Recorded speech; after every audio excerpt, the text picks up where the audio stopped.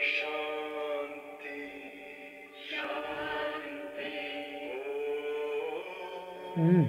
शांति शांति।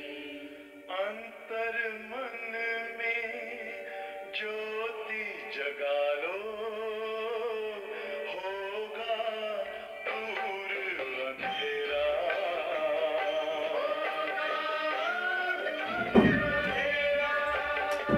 शिव का कर लो ध्यान, आ रहा पावन पुण्य सवेरा।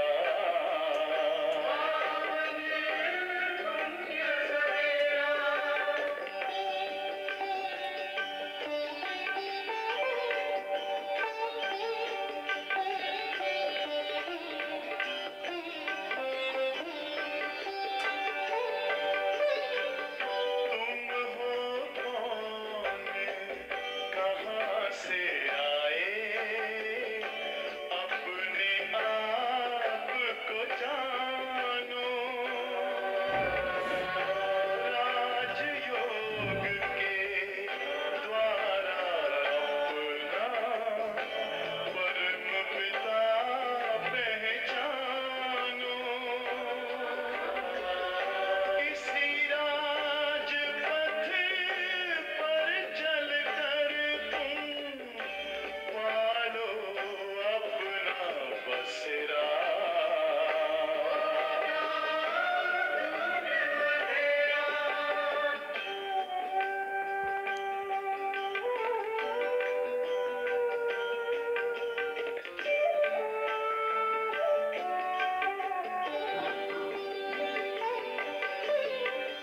तुम हो आत्मा तन से न्यारे, परमात्मा को प्यारे।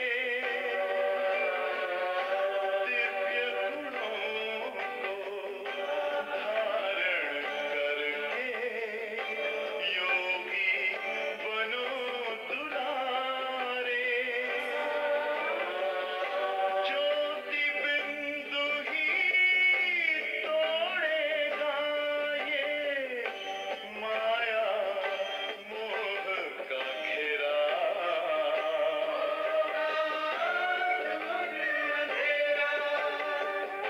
अंतर मन में ज्योति जगा लो, होगा दूर अंधेरा।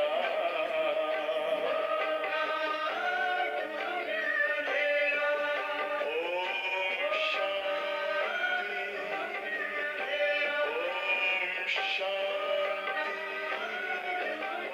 ओम शांति।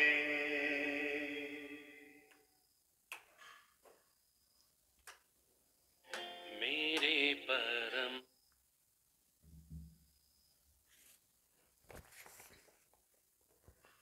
ओम शांति। 26 नवंबर 2022 के ईश्वरीय महावाक्य सुनते हैं। आज बाबा कहते हैं मीठी हेडलाइन में कि तुम रूहानी यात्रा पर हो। तुम्हें वापस इस मृत्यु लोक में नहीं आना है।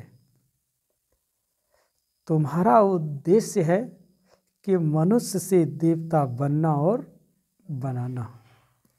तो बाबा ने यहाँ जो मीठी लाइन में कहा है ना, मृत्यु लोक में नहीं आना है, तो मृत्यु लोक में नहीं आने का मतलब है, मृत्यु लोक में आने का मतलब क्या है कि हमें यहाँ नहीं, हमें सतयुग में जो अमर लोक है, जहाँ हम सभी आत्माएं अपनी स्वेच्छा से शरीर छोड़ते हैं, उसे अमर लोक कहा जाता है।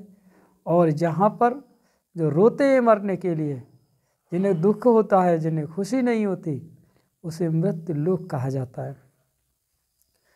आज का प्रश्न है कि 16 कला संपूर्ण बनने वालों की निशानी क्या होगी।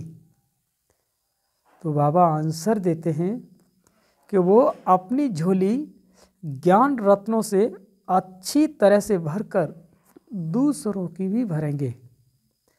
ज्ञान रत्नों का दान कर अपना मर्तबा ऊंच बनाएंगे।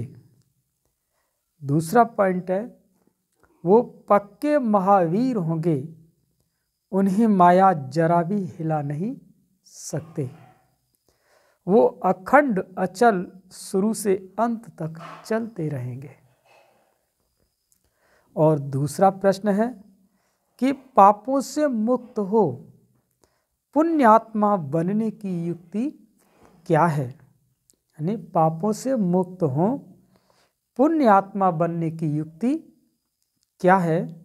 तो बाबा उत्तर देते हैं, इस अंतिम जन्म की कहानी बाप को सुनाकर राय लो। इस अंतिम जन्म की कहानी बाप को सुनाकर राय लो।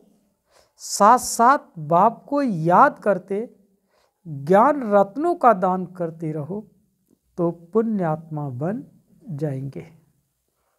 गीत है, भोलेनाथ से निराला कोई नहीं जहां में। ओम शांति। बाबा ने ओम का अर्थ समझाया है। बाप भी कहते हैं ओम शांति। ओम शांति आत्मा का अपना स्वरूप व लक्ष्य शांति है। आत्मा का धर्म शांत है। बाबा भी अपना परिचय देते हैं। जैसे परम पिता परमात्मा का परिचय, वैसे आत्माओं का। मनुष्य ओम का अर्थ कितना लंबा करते हैं। ओम अर्थात भगवान भी कह देते हैं। भोलानाथ की भी महिमा है। भोलानाथ शंकर को नहीं कहेंगे, क्योंकि शंकर आदि मध्य अंत का राज नहीं समझते। ये बाबा ने कितनी गहरी बात बताई है कि शंकर आदि मध्य अंत का राज नहीं समझते। वह तो भोलानाथ ही बताते हैं। तो भोलानाथ माना शिव बाबा। भोलानाथ वर्षा देते हैं, शंकर वर्षा नहीं, वो तो अपनी माला लेकर के स्वयं तपस्या में बैठे हुए हैं। ऐसे भी नहीं कि शंकर कोई शांति देते हैं। यहाँ कहने का मतलब है कि अगर शंकर की कहानी सुनो तो जब पार्वती के पिता जब यज्ञ कर रहे थे तो उनको जब वहाँ नहीं बुलाया था तो उनकी अपमान जो हुआ था, तो बोलो शंकर जी तो वहीं अशांत हो गए थे ना। वो कहानी सुनी है ना आपने, तो वहाँ पर वो खुद ही अशांत हो गए। तो परमात्मा कभी अशांत नहीं होते। तो बाबा कहते हैं कि शांति देने के लिए भी साकार में आकर समझाना पड़े। शंकर तो साकार में आते नहीं, भोलानाथ ही शांति, सुख, संपत्ति, बड़ी आयु भी देते हैं। हर चीज अविनाशी देते हैं, क्योंकि अविनाशी बाप है। वर्षा भी अविनाशी देते हैं। ड्रामा को भी अविनाशी कहा जाता है। क्यों? क्योंकि ड्रामा हूब रिपीट होता है, इसीलिए वो अविनाशी है। हद के ड्रामा व नाटक तो अभी बने हैं। यह तो अनादि ड्रामा है, जिसका कोई आदि नहीं है, अंत नहीं है। ये फिरता है, फिर फिरेगा, फिर चलेगा, ये चलता ही रहता है। ये बेहद का नाटक है। स्थूल नाटक मनुष्यों के होते हैं, जो बनाते हैं वो मनुष्यों के नाटक हैं। वो रिपीट होते हैं। जैसे कंस का वध खेल बनाया है, फिर वही खेल दिखाएंगे। ये बेहद का ड्रामा सतयुग से शुरू होता है और कलयुग अंत तक खल्लास हो, फिर रिपीट होता है। वर्ड रिपीट कहा जाता है। कौन सी वर्ड?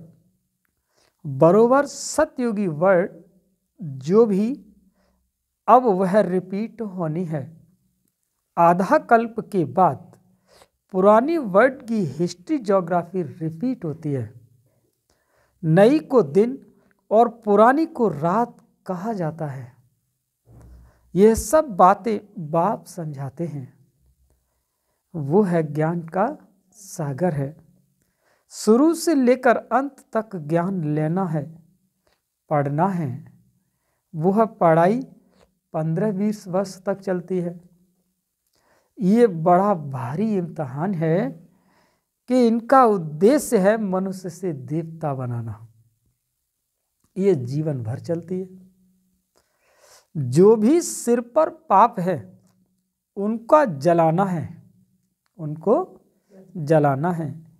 इसके लिए बाबा ने रूहानी यात्रा सिखलाई है, जहां से वापिस इस मृत लोक में नहीं आना है। जिस्मानी यात्रा तो जन्म जन्मांतर बहुत की। तुम बच्चों ने आदि को भी जाना और मध्य को भी जाना है। मध्य में कितनी बड़ी बड़ी बातें होती हैं। रावण राज्य शुरू होता है, भक्ति मार्ग शुरू होता है कि मनुष्य भ्रष्टाचारी बनने शुरू होते हैं और संपूर्ण भ्रष्टाचारी बनने में उनको आधा कल्प लगता है। माया का राज्य द्वापर से शुरू होता है, तो भक्ति और रावण राज्य दोनों नाम गिरने के हैं। माना भक्ति भी गिरती है और रावण राज्य भी गिरता है। तो भक्ति का मतलब है कि किसी देवी देवता के चित्र की और चरित्र की एवं उनकी लीलाओं का वर्णन करना, गुणगान करना क्या कहलाता है? भक्ति कहलाता है। और जबकि ज्ञान तो परमात्मा को पाने का एक माध्यम है। भक्ति के बाद भगवान मिलेगा। बाप कहते हैं कि तुम सबसे जास्ती भक्ति करते हो, फिर ज्ञान भी तुम ही लेते हो। ज्ञान और भक्ति के संगम पर तुमको वैराग्य चाहिए। ज्ञान और भक्ति के संगम पर तुमको वैराग्य चाहिए। तुम संन्यास करते हो 5 विकारों का। उनको सिखलाने वाला शंकराचार्य है, उनका है ये हठ योग। अनेक प्रकार के योग सीखते हैं। घरबार छोड़ ब्रह्म के साथ योग रखते हैं। उनको तत्वज्ञानी, तत्व योगी कहते हैं। ज्ञान भी देते हैं तत्व का। और मैं यहाँ पर यह कहना चाहता हूँ कि वो संत जो भी हैं जो तत्व का ज्ञान देते हैं, तत्व तो 5 होते हैं, वो कौन से तत्व का ज्ञान देते हैं? क्या वो पानी को भी पार करके कौन सा ज्ञान देते हैं, या अग्नि को भी पार करके उसका ज्ञान देते हैं, या आकाश को भी पार करके उसका ज्ञान देते हैं? कौन से तत्व का ज्ञान देते हैं? ऐसा कह करके वो जो कहते हैं कि वो तत्व ज्ञानी संत की शरण में, माना वो भी कहीं न कहीं पर अपने आप में भी कहीं गुमराह हैं और कर भी रहे हैं। मैं तो साफ स्पष्ट कहता हूं कि तत्व तो 5 ही होते हैं। समझते हैं कि चक्र फिरना है, हमको पार्ट बजाना है। यह बातें उनके आगे ऐसे हैं जैसे बंदर के आगे डमरू बजाएं। अब बंदर मिसल मनुष्य को मंदिर लायक बनाने के लिए ये ज्ञान डांस करते हैं।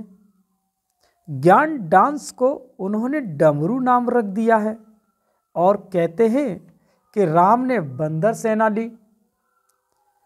बाबा समझाते हैं तुम सब बंदर थे। शिव बाबा ज्ञान डमरू बजाए वो बंदर से मंदिर के लायक बनाते हैं। वह समझते हैं कि लंका में रावण का राज्य था। बाप कहते हैं सारी दुनिया सागर के बीच खड़ी है। इस समय सारी दुनिया में रावण का राज्य है। वो हद की बातें सुनाते हैं। बाप तो बेहद का राज्य समझाते हैं। सारी दुनिया रावण की जंजीरों में फंसी हुई है। सारी दुनिया को विकारों के कारण पतित कहा जाता है। पतित पुकारते हैं कि हे पतित पावन आओ, आकर हमको पावन बनाओ, आत्मा को ही पावन बन वापिस घर जाना है। तुम जानते हो, एक बाप के बच्चे हम भाई बहन ठहरे तो जरूर प्रजापिता ब्रह्मा भी चाहिए। शिव बाबा कहते हैं कि तुम निराकार आत्माएं शिव बंसी हो, फिर साकार में भाई बहन बनते हो। निराकार में सब भाई भाई हो, फिर प्रजापिता ब्रह्मा साकार में आते हैं तो तुमको भाई बहन बनाते हैं। रूहानी रीति से भाई भाई, जिस्मानी रीति से भाई बहन हो। ये जिस्मानी जो संबंध हैं वो भाई भाई के हैं और रूहानी संबंध ओनली भाई भाई का है और जिस्मानी संबंध में भाई और बहन का है। तो ये निश्चय रखना है कि हम शिववंशी प्रजापिता ब्रह्मा कुमार कुमारियां हैं। वर्षा पाना है बाप से। बाप को अविनाशी सर्जन भी कहा जाता है। हर एक का कर्म बंधन अलग अलग है। बाप आकर कर्म, अकर्म और विकर्म की गति समझाते हैं। हर एक को अपनी अपनी जीवन कहानी सुनानी होती है। यह तो जानते हो कि द्वापर से लेकर तुम पतित बनते हो। अब यह तुम्हारा अंतिम जन्म है। जो कुछ पाप किए हैं वो सब कुछ जमा होते आए हैं। अब हमको पुण्य जमा करने हैं। इतने जन्म के पाप कैसे कटें और हम पुण्य आत्मा कैसे बने? बाप कहते हैं, मुझे याद करो तो तुम्हारे विकर्म विनाश होंगे। और ज्ञान रत्नों का दान करना है। जो बहुत दान करेंगे वो ऊंच मर्तबा पाएंगे। भारत जैसा दान कोई करता नहीं। अब उनको मिलता कहाँ से है? बेहद का बाप का सबसे बड़ा फिलैंथ्रोपिस्ट है। बेहद का बाप सबसे बड़ा फिलैंथ्रोपिस्ट माने महादानी है। बाप आकर जियदान देते हैं, झोली भरकर तृप्त कर देते हैं। अपनी झोली कम व जास्ती भरना वह तो बच्चों के ऊपर है। नंबरवार झोली भरते हैं। कितने ब्राह्मण ब्राह्मणियां हैं, कितने सेंटर हैं, वृद्धि को पाते जाएंगे। शिव बाबा का सिजरा है अविनाशी। यह फिर साकार सिजरा बनता है। ड्रामा अनुसार शूद्र से ब्राह्मण बनना ही है। तुम नहीं बनो, ये नहीं हो सकता। अगर तुम न बनो, बाबा कहते ये हो नहीं सकता कि ड्रामा अनुसार इतने बनने हैं। और जितने ड्रामा अनुसार बने थे वही सतयुग के देवता बनते हैं। झाड़ वृद्धि को पाता रहता है। कितने झड़ भी जाते हैं। कोई तो ऐसे पक्के महावीर बनते हैं जो माया उनको हिला न सके। वो अखंड अचल रहते हैं। अखंड अर्थात शुरू से लेकर चलते आते हैं। महावीर भी तुम बच्चों को कहा जाता है। अचल स्थिर बनना है। ऐसा कोई कह न सके कि हम 16 कला बन गए हैं। नहीं, बनना जरूर है। 16 कला संपूर्ण बनने की निशानी क्या है? जो अच्छी रीति अपनी झोली भरकर औरों को भरते हैं, औरों की भरते हैं। और ड्रामा अनुसार कल्प पहले जिसने ज्ञान की धारणा की है सो करेंगे। हम साक्षी होकर के देखते हैं। पुरुषार्थ तो जरूर करना पड़े।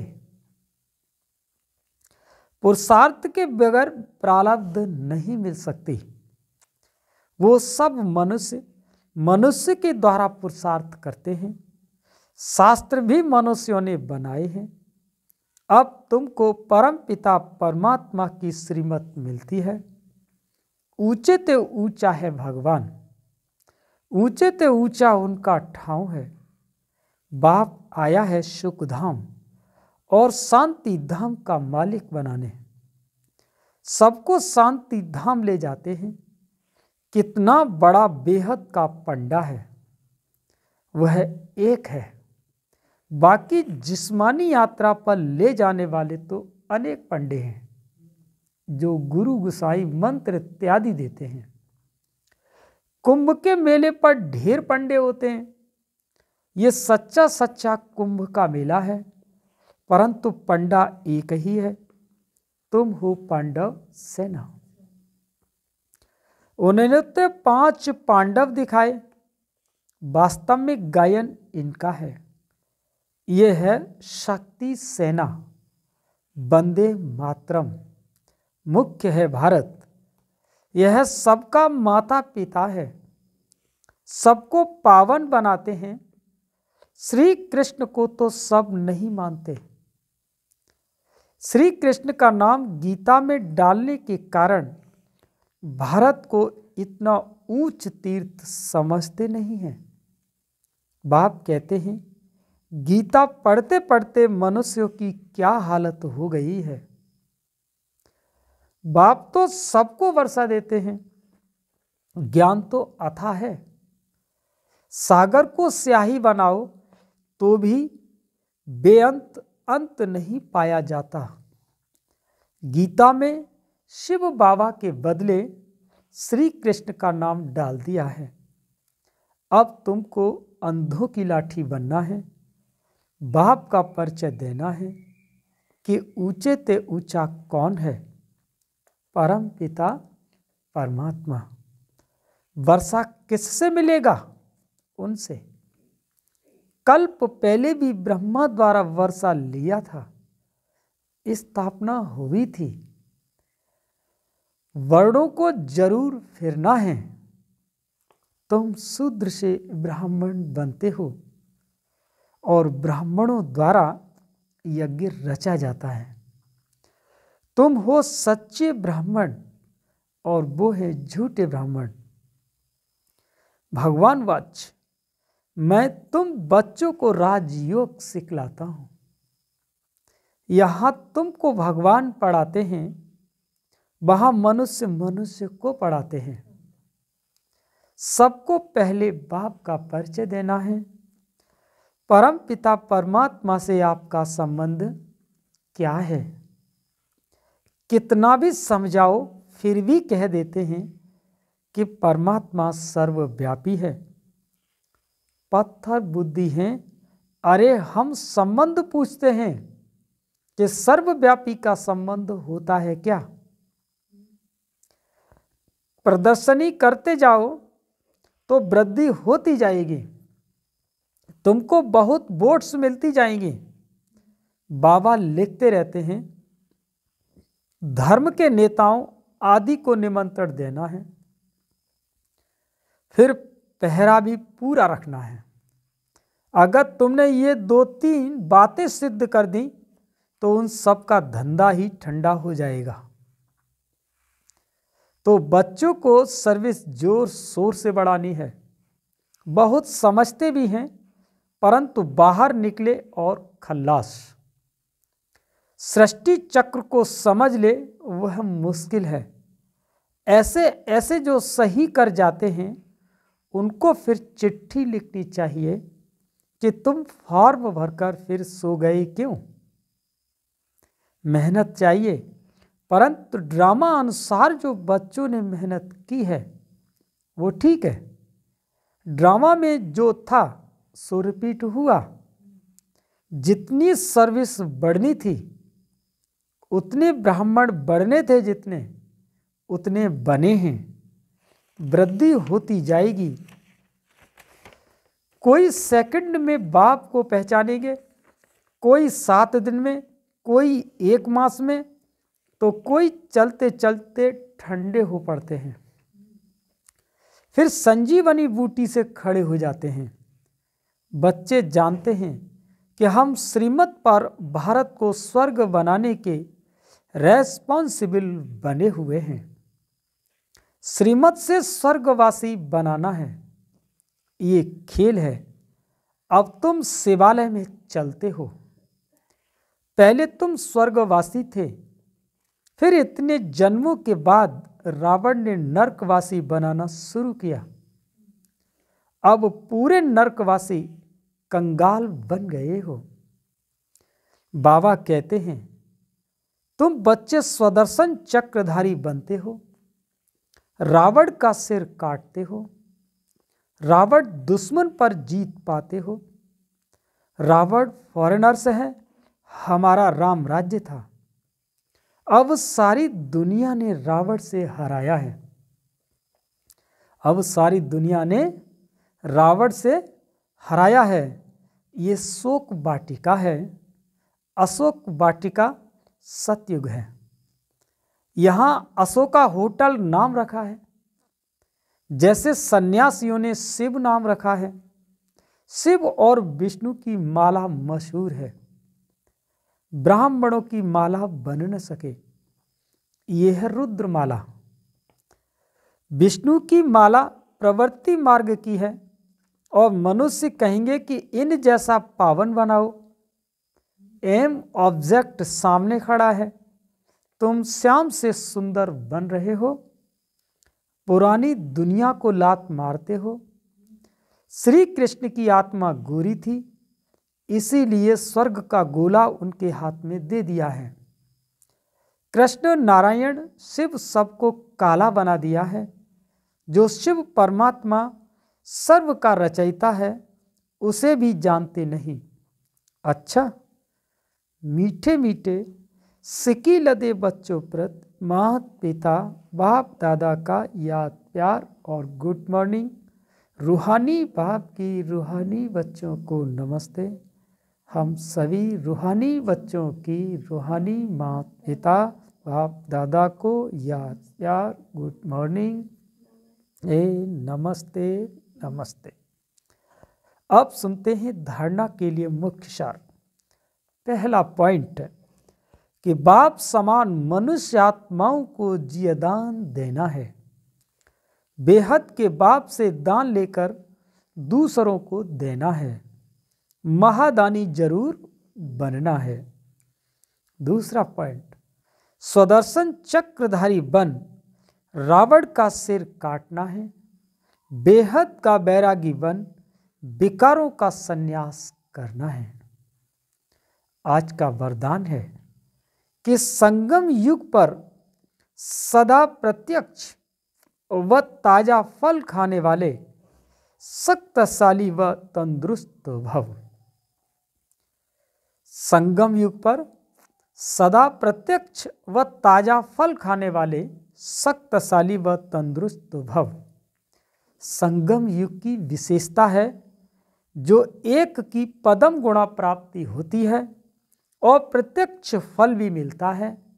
अभी अभी सेवा की और अभी अभी खुशी रूपी फल मिला। तो जो प्रत्यक्ष फल अर्थात ताजा फ्रूट खाने वाले हैं वो शक्तिशाली व तंदुरुस्त होते हैं।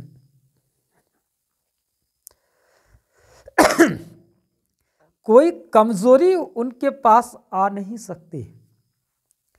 कमजोरी तब आती है जब अलवेले होकर कुंभकर्ण की नींद में सो जाते हो। अलर्ट रहो तो सर्व शक्तियां साथ रहेंगी और सदा तंदुरुस्त रहेंगे। आज का स्लोगन है, फॉलो एक ब्रह्मा बाप को करो, बाकी सबसे गुण ग्रहण करो। फॉलो एक ब्रह्मा बाप को करो, बाकी सबसे गुण ग्रहण करो और याद से बाबा को करो। अच्छा, ओम शांति।